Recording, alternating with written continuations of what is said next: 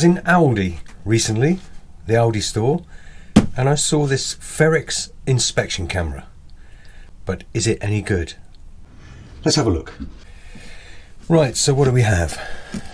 Let's open it up. User manual.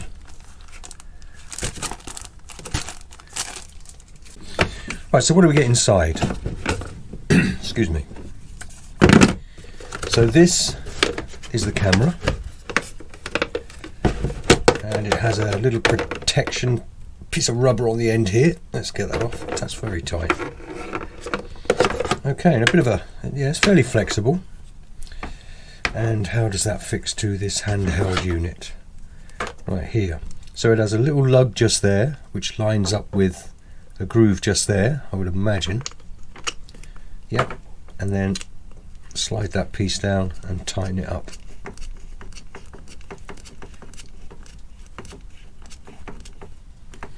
Okay, so that's it. Nothing too difficult, really. Let's just have a look at the components. In there, USB charge, well, to transfer the images, I'd imagine.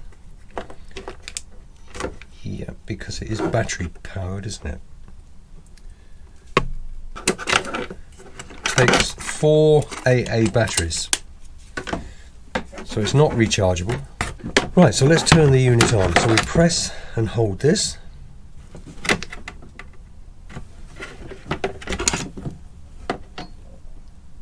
Right, now I guess you've got to just twist it around to try to level it off. Let's have a look.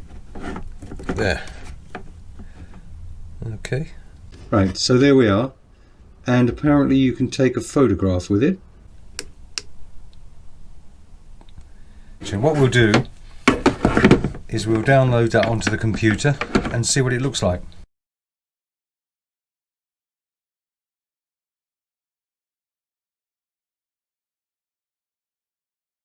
And then in here,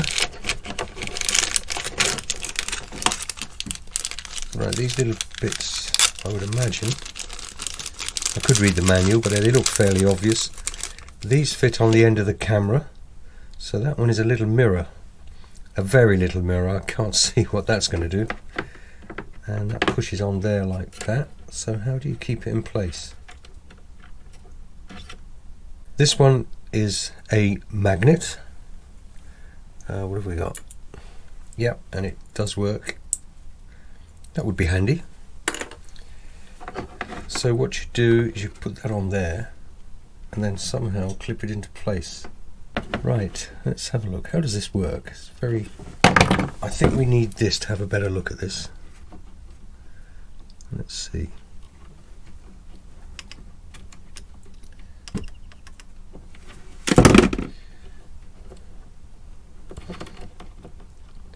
It's not obvious how that works, to be honest. Right, now according to the manual, you put the attachments over the and just past the lens. You can tell the difference, like the lens ends there. It's just short of a couple of inches. Push that over the, just past the back of it, and then squeeze into place. And that's it, clipped into place. So there it is, ready to go. Right, so as you can see, I have the magnet attached to the front of the lens there, and it is clearly visible through the lens, which I suspected, which is interesting. And this is the light, so put the light on, and I'm not sure if that's showing up, but that's, whoops.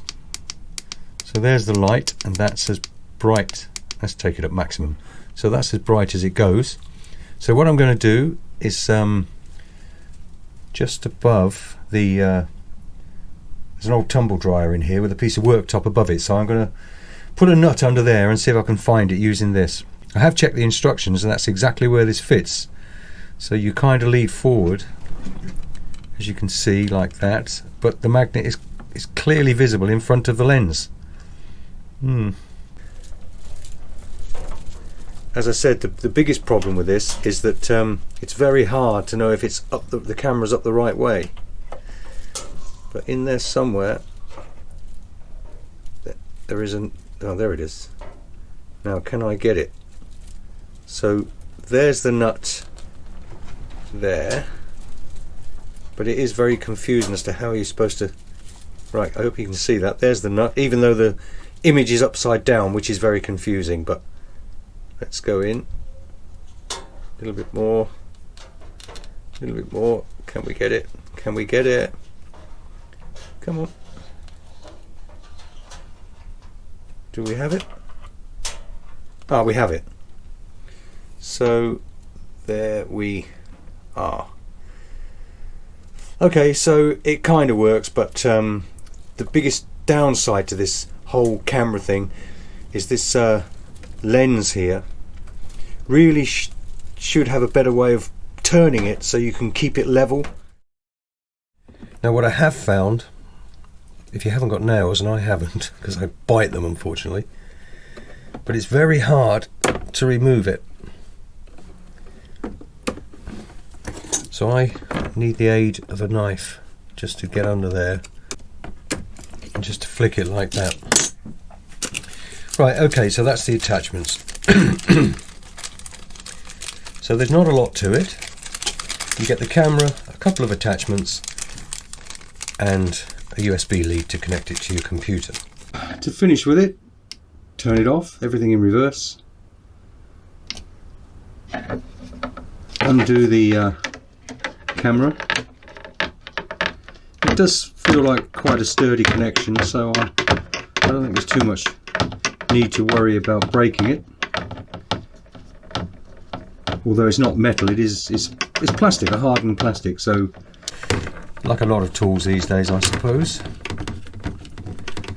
If you dropped it onto a hard floor, you probably would damage it. Now, why isn't that coming undone? Oh, there we go. Okay, so the unit back in there. Let's see how easy it is to get back in to the box. It's very flexible, so just make sure you push it right out to the corners, I would imagine. Like so. And all the way along here. And then round here. And oops. We need the little lens cover. The little camera cover, put that back on just to protect the camera, and then feed that back round there, clip them in there like that. Right, they're not quite right somewhere. Anyway, so that goes around there, clip that in there, clip that in there, and that's it. Bring the instructions back in the box, shut the lid. What do I think? Well, £39. I mean, if you need it, then is it worth £39? Maybe it is.